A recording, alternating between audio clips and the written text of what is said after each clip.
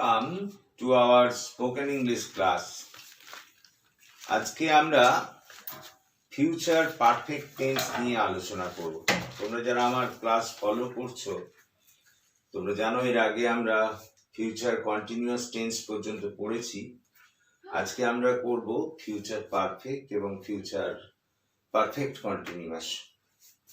এখন প্রথমেই বলি এই ফিউচার পারফেক্ট এবং ফিউচার পারফেক্ট কন্টিনিউয়াস এগুলোর সচরাচর বিশেষ ব্যবহার হয় না, একেবারে হয় না কথা তো বললে ভুল হবে। তবে অন্যান্য টেন্সের ব্যবহারের চেয়ে এদের ব্যবহার অনেকটাই কম, সীমিত। কিন্তু তৎসত্ত্বেও আমাদের জানতে হবে কিছু কিছু ক্ষেত্রে তো এদের ব্যবহার অবশ্যই আছে।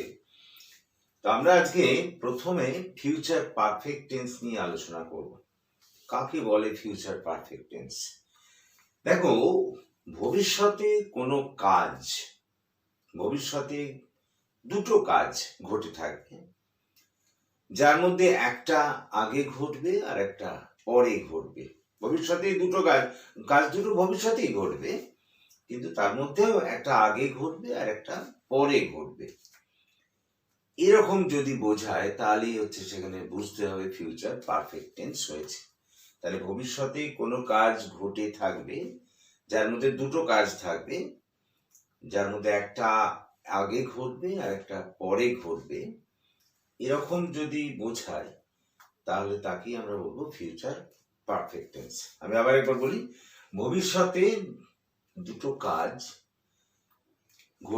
ঘটে থাকবে, যার মধ্যে একটা আগে ঘটবে এবং একটা পরে ঘটবে, এমন বোঝালেই ক্লিয়ার ফিউচার পারফেক্ট টেন্স হয়। এখন এই টেন্স চিনবো কি করে? চেনার নিয়মটা কি? ওই যে বললাম দুটো ভবিষ্যতের ঘটনা থাকবে, একই সঙ্গে দুটো ভবিষ্যতের ঘটনা থাকবে, যার মধ্যে একটা আগে এবং একটা পরে ঘটবে, এবং ওই ঘটনা দুটো পূর্বে বা পরে সংযোজক দ্বারা যুক্ত থাকবে, আর বাংলা বাক্যের শেষে ক্রিয়ার সঙ্গে ইয়া থাকিবে বা ইয়ে থাকিবে যোগ থাকবে। তাহলেই আমরা বুঝবো যে সেটা ফিউচার পারফেক্ট টেন্স। যেমন আমি আগামীকাল কলেজ যাবার পূর্বে ক্লাসটি নিয়ে থাকবো।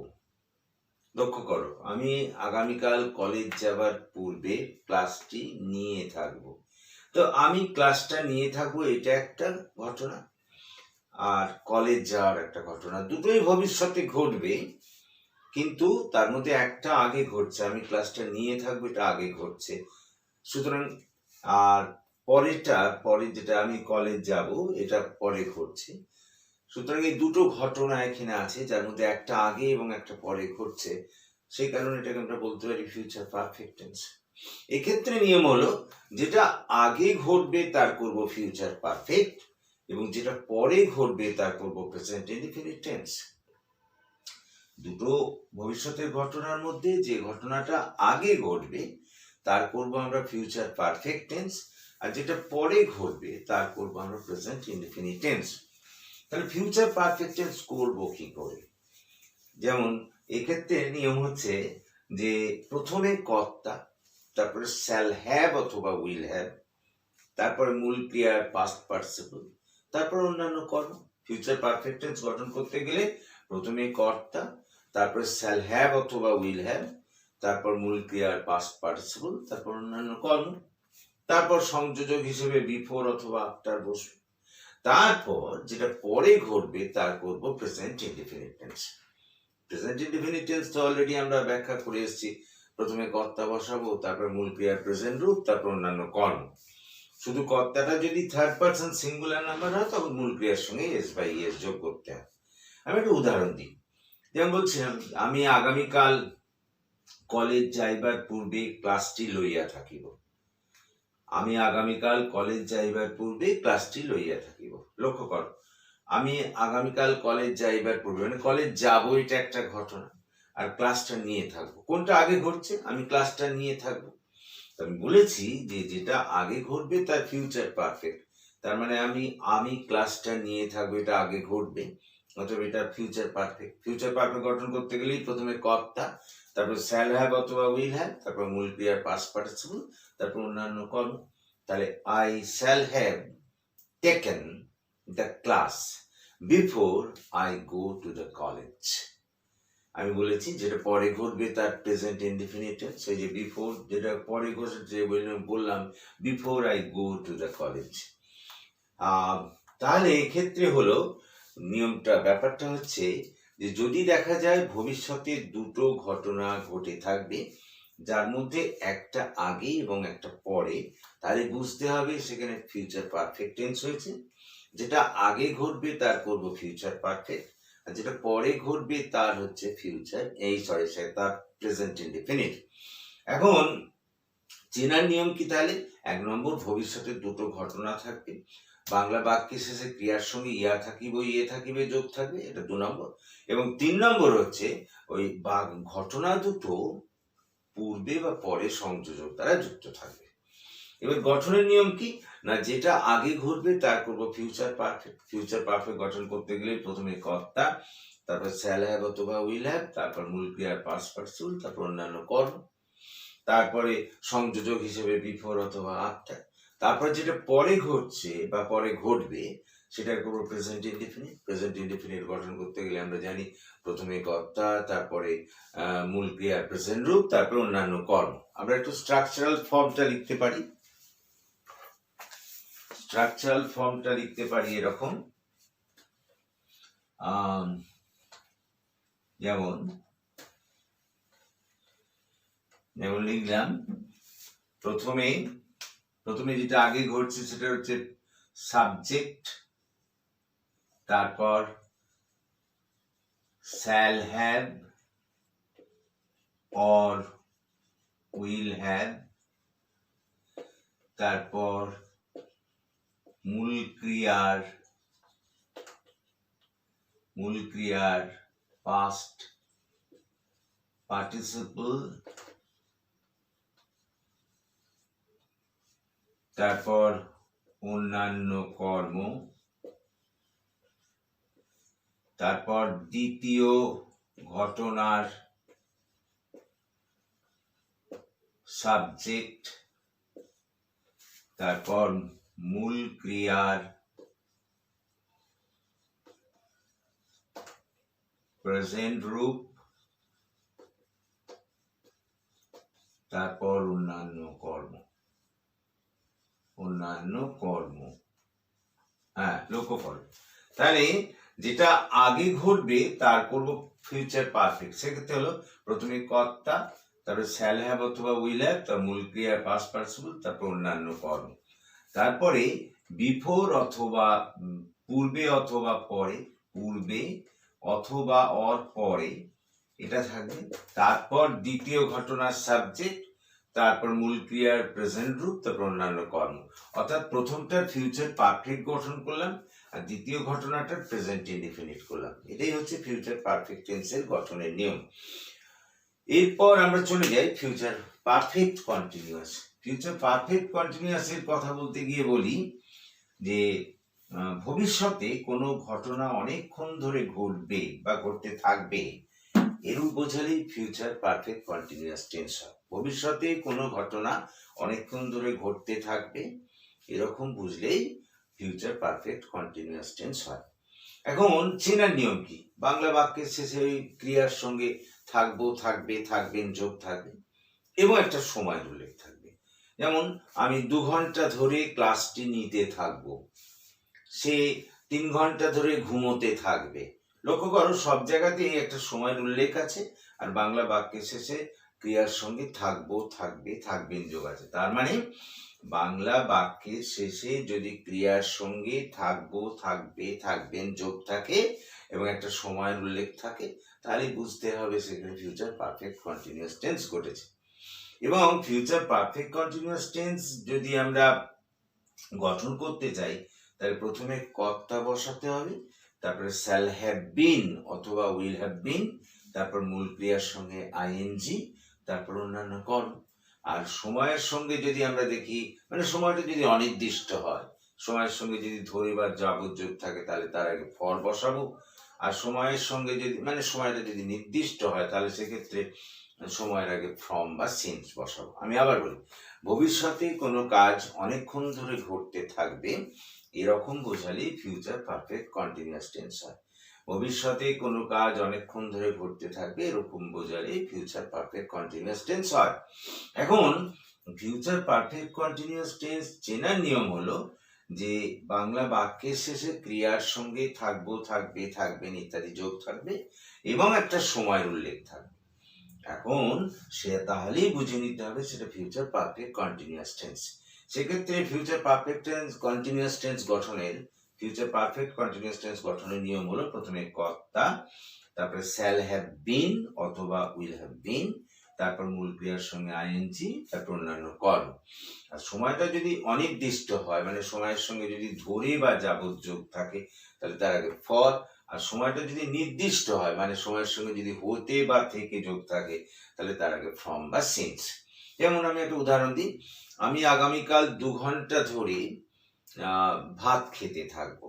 আমি আগামীকাল 2 ঘন্টা ধরে ভাত খেতে থাকবো। লক্ষ্য করো, খেতে থাকবো, ক্রিয়ার সঙ্গে থাকবো যোগ আছে, আবার 2 ঘন্টা ধরে সময়ের উল্লেখ আছে, তাহলে এটা future perfect continuous tense. Future perfect continuous tense গঠন করতে গেলে প্রথমে কর্তা বসাতে হয়। তাহলে কে খেতে থাকবে? আমি, তাহলে আই। তারপরে শ্যাল হ্যাভ বিন অথবা will have bin, I plus shall have been, I shall have been. এবার মূল ক্রিয়া কি? খাওয়া, তার সঙ্গে আইএনজি, তাহলে eating, I shall have been eating. কি খেতে থাকবো? রাইস। এবার 3 ঘন্টা ধরে বলেছি, তাহলে ফর 3 hours টুমরো, তাহলে I shall have been eating rice for 3 hours tomorrow. তার মানে আমরা বললাম যে ভবিষ্যতে কোনো কার্য অনেকক্ষণ ধরে ঘটতে থাকবে, এরকম বোঝালে ক্রিয়ার ফিউচার পারফেক্ট কন্টিনিউয়াস টেন্স হয়। চেনার নিয়ম, বাংলা বাক্যের শেষে থাকবো, থাকবে, থাকবেন ক্রিয়ার সঙ্গে যোগ থাকবে। বাংলা বাক্যের শেষে ক্রিয়ার সঙ্গে থাকবো, থাকবে, থাকবেন ইত্যাদি যোগ থাকবে, আর একটা সময়ের উল্লেখ থাকবে। এখন সেক্ষেত্রে গঠনের নিয়ম হলো প্রথমে কর্তা, তারপরে শ্যাল হ্যাভ বিন অথবা উইল হ্যাভ বিন, তারপর মূল ক্রিয়ার সঙ্গে আইএনজি, তারপরে অন্যান্য কর্ম। হ্যাঁ, সময়টা যদি অনির্দিষ্ট হয়, মানে সময়ের সঙ্গে যদি ধরে বা যাবত যোগ থাকে, তাহলে তার আগে ফর বসাবো। আর সময়টা যদি নির্দিষ্ট হয়, মানে সময়ের সঙ্গে যদি হতে বা থেকে যোগ থাকে, তাহলে তার আগে ফ্রম বা সিন্স। আমি একটু স্কেলিটন ফর্মটা লিখে নিই। তাহলে ফিউচার পারফেক্ট কন্টিনিউয়াস টেন্সের হলো সাবজেক্ট, তারপরে শ্যাল হ্যাভ বিন অথবা অর উইল হ্যাভ বিন, তারপর মূল ক্রিয়ার সঙ্গে আইএনজি যোগ, তারপর অন্যান্য কর্ম। তাহলে হলো প্রথমে কর্তা বা সাবজেক্ট, তারপর শ্যাল হ্যাভ বিন অথবা উইল হ্যাভ বিন, তারপর মূল ক্রিয়ার সঙ্গে আইএনজি যোগ, তারপর অন্যান্য কর্ম। তাহলে আমরা আজকে এটা একটা উদাহরণ নিই। যেমন মনে করো আমি বললাম সে 3 ঘন্টা ধরে আগামীকাল ঘুমোতে থাকবে। সে 3 ঘন্টা ধরে আগামীকাল ঘুমোতে থাকবে। লক্ষ্য করো, ঘুমানো ক্রিয়া, তার সঙ্গে থাকবে যোগ আছে, প্লাস 3 ঘন্টা ধরে সময় উল্লেখ আছে। তাহলে he will have been sleeping for 3 hours tomorrow. তাহলে he will have been sleeping for 3 hours tomorrow. তাহলে আজকে আমরা দুটো টেন্স দেখলাম, ফিউচার পারফেক্ট আর ফিউচার পারফেক্ট কন্টিনিউয়াস। আমি বলেছি এগুলো খুব বেশি ব্যবহার নেই, কিন্তু তৎসত্ত্বেও আমাদের জানতে হবে যে ফিউচার পারফেক্ট টেন্সের কথা বললাম যে ভবিষ্যতে দুটো ঘটনা ঘটে থাকবে, যার মধ্যে একটা আগে এবং একটা পরে, তাহলেই বুঝতে হবে সেখানে ফিউচার পারফেক্ট টেন্স হয়েছে। এবং সেক্ষেত্রে নিয়ম হলো যেটা আগে ঘটবে তার হচ্ছে ফিউচার পারফেক্ট, যেটা পরে ঘটবে তার প্রেজেন্ট ইনডিফিনিট। ফিউচার পারফেক্ট গঠন করতে গেলে প্রথমে কর্তা, তারপরে শ্যাল হ্যাভ অথবা উইল হ্যাভ, তারপর মূল ক্রিয়ার পাস্ট পার্টিসিপল, তারপর অন্যান্য কর্ম, তারপরে সংযোজক হিসেবে বিফোর অথবা আফটার, আর যেটা পরে ঘটবে তার প্রেজেন্ট ইনডিফিনিট। তার মানে প্রথমে কর্তা, তারপর মূল ক্রিয়ার প্রেজেন্ট রূপ, তারপর অন্যান্য কর্ম। কর্তাটা যদি থার্ড পারসন সিঙ্গুলার নাম্বার হয়, তাহলে মূল ক্রিয়ার সঙ্গে এস বাই এস। এরপরে আমরা এলাম যে ফিউচার পারফেক্ট কন্টিনিউয়াস টেন্স, ভবিষ্যতে কোনো কাজ করতে থাকবে, অনেকক্ষণ ধরে করতে থাকবে। ফিউচার কন্টিনিউয়াসের সঙ্গে ফিউচার পারফেক্ট কন্টিনিউয়াসের এটাই তো পার্থক্য। ফিউচার কন্টিনিউয়াসে কোনো টাইমের উল্লেখ থাকে না, কিন্তু ফিউচার পারফেক্ট কন্টিনিউয়াস টাইমের উল্লেখ থাকবে। ভবিষ্যতে কোনো কাজ ঘটতে থাকবে, অনেকক্ষণ ধরে ঘটতে থাকবে, এরকম বোঝালেই ক্রিয়া ফিউচার পারফেক্ট কন্টিনিউয়াস টেন্স হয়। এবং এই টেন্স গঠন করতে গেলে কি করতে হবে না, প্রথমে কর্তা, তারপরে শ্যাল হ্যাভ বিন অথবা উইল হ্যাভ বিন, তারপরে মূল ক্রিয়ার সঙ্গে আইএনজি, তারপরে অন্যান্য কর্ম। তাহলে আজকে আমরা এই দুটো টেন্স দেখলাম, একটা হচ্ছে ফিউচার পারফেক্ট আর একটা ফিউচার পারফেক্ট কন্টিনিউয়াস।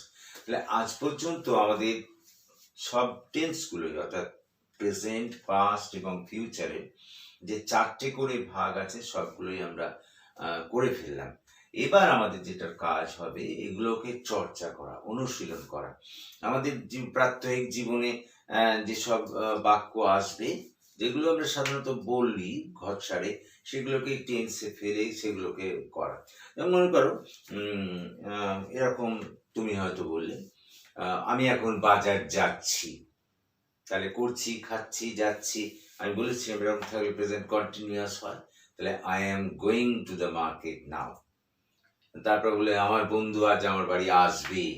দেখো বে বা যোগ আছে, তাই নাকি, বে আসবে, তাহলে এটা ফিউচার ইনডিফিনিট।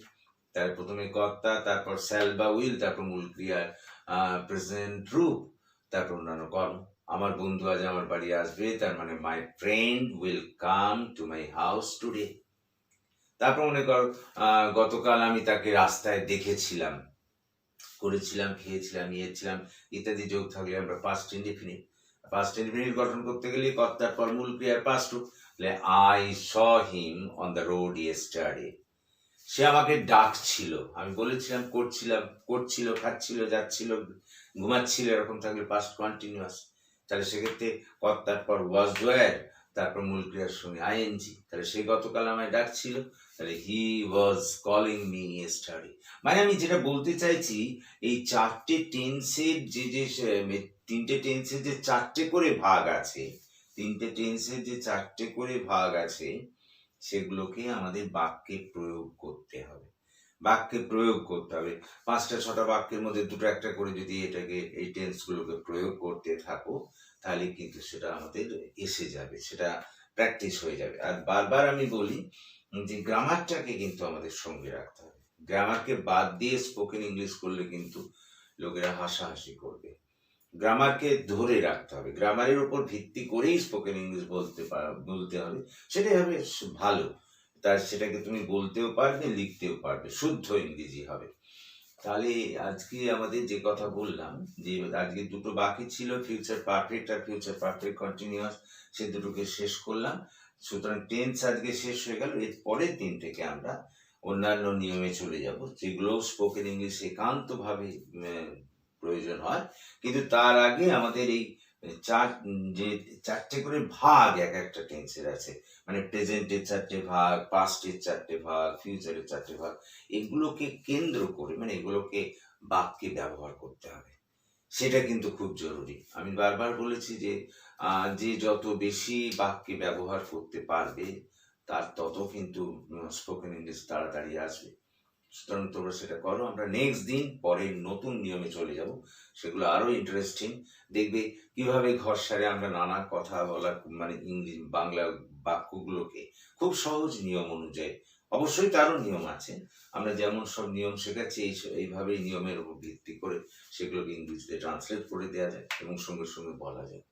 কিন্তু ওই যে বারবার বলছি যে প্র্যাকটিস ইজ দ্য কি ওয়ার্ড ইন স্পোকেন ইংলিশ। বারবার তোমাকে প্র্যাকটিস করতে হবে, চর্চা করতে হবে এবং সর্বসমক্ষে 1, 2, 3টে করে বাক্য বলতে হবে টু গেইন দ্য কনফিডেন্স। তবেই কিন্তু স্পোকেন ইংলিশ আসবে। সুতরাং আজকে আমরা এখানেই থামবো। তোমরা আমার এই চ্যানেলটিকে সাবস্ক্রাইব করো, শেয়ার করো বন্ধু বান্ধবদের মধ্যে। আমার মনে হয় যদি এই সব নিয়মগুলো ফলো করো, তাহলে কিন্তু 6 মাসের মধ্যে স্পোকেন ইংলিশ আমাদের এসে যাবে। That's all for this day. Thank you.